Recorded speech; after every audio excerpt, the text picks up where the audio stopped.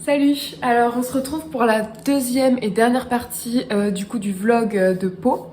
Je vous laisse avec la vidéo et ensuite on se retrouve pour débriefer.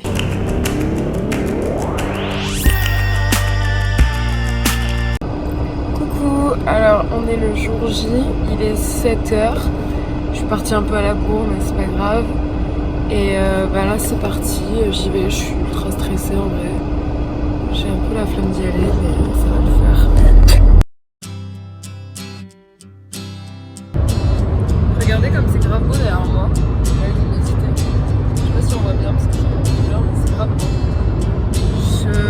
Ça fait 1h30 que je conduis, j'ai envie de dormir, mais ça je suis épuisée. C'est pas franche, c'est du grand n'importe quoi. Il va falloir que j'aille voilà, putain, je suis dégoûtée, ça on voit pas du tout. Mais c'est grave beau. Regardez, c'est stylé, non? Voilà, je voulais juste vous montrer ça. Je vais arrêter parce que... You're a rock and roll suicide. You're too old to lose it, too young to choose it. And the clock waits so patiently on your song. You walk past the cafe, but you don't eat when you've lived too long. Oh no, no, no, you're a rock and roll suicide. Shift break for snarling. Alors voilà, la vidéo est terminée. Pour vous expliquer un petit peu l'événement, comment il s'est déroulé. C'était dans un atelier d'artistes qui était aussi une galerie d'art. Donc du coup, elle faisait ses toiles et elle exposait des gens. Donc la propriétaire était vraiment trop chouette, le lieu était super beau. L'artiste qui exposait était trop chouette et trop cool. Enfin, je vous mets tous les liens en barre d'infos et je vous mets surtout l'Instagram de l'artiste. Ding. Et l'Instagram de l'atelier ou le site internet de l'atelier, bref, If If Between, trop chouette, vraiment, là j'ai rien à dire, c'était trop cool comme endroit, les stands des filles étaient vraiment trop chouettes, etc. Le problème c'est qu'il n'y a pas eu beaucoup de monde, donc du coup l'atelier n'a pas marché, donc ça c'était un peu dommage, parce que je pense qu'il y avait un problème de communication. Enfin, elle le pense aussi d'ailleurs, on en a discuté. Elles avaient un événement en fait la semaine d'avant, le jeudi. Et donc du coup, elles ont communiqué sur cet événement-là. Et elles n'ont communiqué sur l'événement du mercredi qu'après. Et donc du coup, on n'a eu qu'une semaine. Et donc du coup, c'était un peu compliqué de pouvoir faire venir du monde à ce moment-là. C'est peut-être le genre d'événement qui nécessite beaucoup plus de communication en amont pour des inscriptions, notamment à l'atelier, etc. Donc ça, c'est pour l'aspect objectif de la chose. Maintenant, mon retour sur l'expérience. Stumble across the road. Donc je l'ai divisé un petit peu en deux points, positif et négatif, tout simplement. On va commencer par le positif. But the day breaks in. J'ai dû apprendre à gérer mon temps, gérer une deadline, m'organiser, etc. Donc ça, c'est pas mon fort à la base, l'organisation, parce que j'ai 1000 idées en même temps et j'arrive pas à les cadrer, etc. J'arrive pas à savoir combien de temps ça va me prendre. Je suis toujours soit trop ambitieuse, soit pas assez. Enfin, surtout trop ambitieuse en fait que pas assez. Donc du coup c'est toujours un peu compliqué pour moi de gérer mon temps. Donc là ce qui est chouette c'est que ça m'a appris à faire ça. J'avais plein d'envie, j'avais envie de faire 1000 trucs. Et au final j'ai été rattrapée par le temps inévitablement. Je sais pas à quoi je m'attendais. Ensuite je me suis fait un petit carnet donc du coup c'est pour ça que je regarde sur le côté.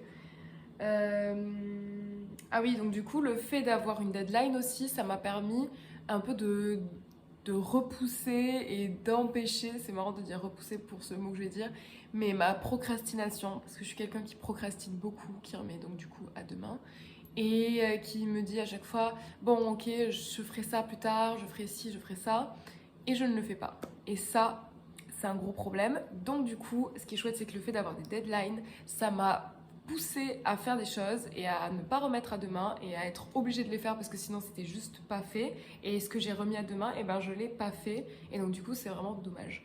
Donc là c'est trop bien parce que ça m'a un peu boosté et maintenant j'ai un peu un nouvel élan pour faire des choses et être bien. Donc ça m'a appris aussi à me positionner en tant qu'artiste, en tant que créatrice, en tant qu'invitée. Moi, il faut savoir que je faisais de l'événementiel. Donc du coup, j'ai l'habitude d'organiser des événements et d'inviter des artistes, mais je n'ai jamais été moi-même l'artiste. Et ça, c'est une place qui est beaucoup plus compliquée que ce que je pensais. Ça, je vais en parler du coup, j'en reparlerai un peu dans les points négatifs. Mais du coup, ça a été assez compliqué pour moi, donc c'est un bon exercice en fait. Et donc du coup, ça m'a permis d'avoir envie de faire mieux les choses pour que j'en sois fière, que je ne sois pas mal à l'aise, etc. Donc ça, c'était quand même un super bon exercice et un bon entraînement. Donc maintenant, on va passer au négatif. Dead, so you hurry. Le gros point négatif, c'est l'aspect financier. Ça m'a mis dans une merde noire, désolée pour l'expression, mais vraiment, genre, ça m'a foutu, mais dans une merde. En gros, elles m'ont dit qu'il fallait que je ramène toute la matière première et tous les ustensiles pour faire de l'upcycling. Ok, elles m'ont dit du coup que je serais payée avec la participation des gens à mon atelier, que je faisais à 25 €. Sauf que le problème, c'est qu'il n'y avait aucun défraiement prévu. Les chemises, l'essence, les péages, plus me garer en centre-ville et manger à midi. Donc au total, j'en ai eu pour environ 160 € d'après ce que j'ai calculé. Et je me suis fait 20 € de participation à mes ateliers. Donc je suis très loin de m'être remboursée et encore plus d'avoir fait du bénéfice.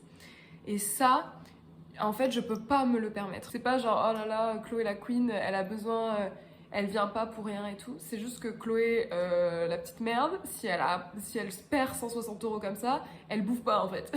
Donc là, c'est vraiment genre, je peux pas me permettre.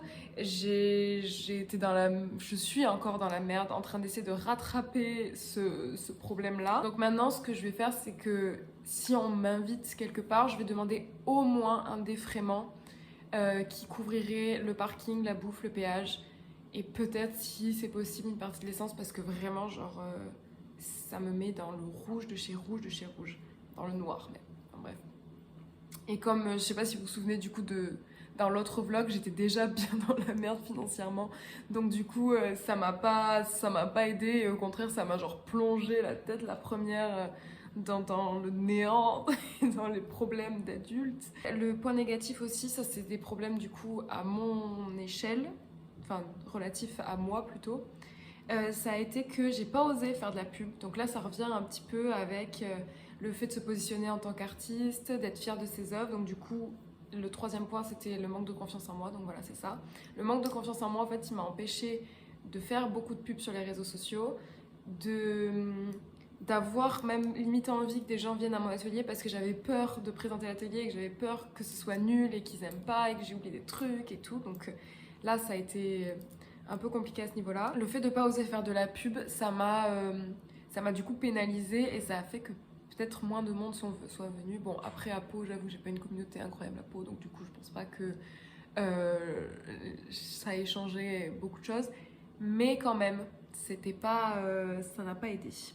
Donc voilà, le bilan est plutôt positif, à part que du coup, je bouffe des pâtes chinoise à 60 centimes. Donc à part l'aspect financier que du coup ça va me permettre de travailler, le bilan est quand même positif parce que même les points négatifs ça va m'apprendre mes erreurs et donc du coup je sais maintenant que je veux faire des choses plus qualitatives et avec des belles finitions etc. dont je suis fière. Je sais que je demande un défraiement maintenant pour ce genre de choses parce que je peux pas me permettre d'avancer tous les frais et de pas jamais me faire rembourser en fait.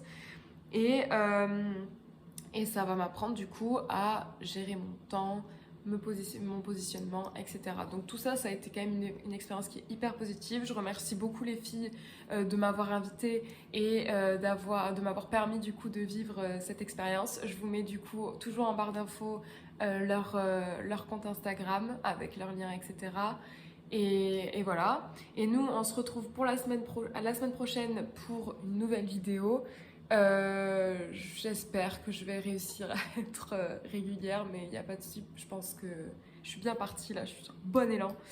N'hésitez pas à me dire en commentaire ce que vous aimeriez voir comme vidéo, à me suivre sur Instagram. Je le dis pas, mais à vous abonner parce que ça pourrait grave m'aider et ce serait vraiment chouette. Et voilà, donc il y a plein de belles choses qui arrivent, notamment pour le mois de décembre, pour Noël. Bah voilà, j'espère que ça va vous plaire. Je vous fais des gros bisous et je vous dis à la semaine prochaine.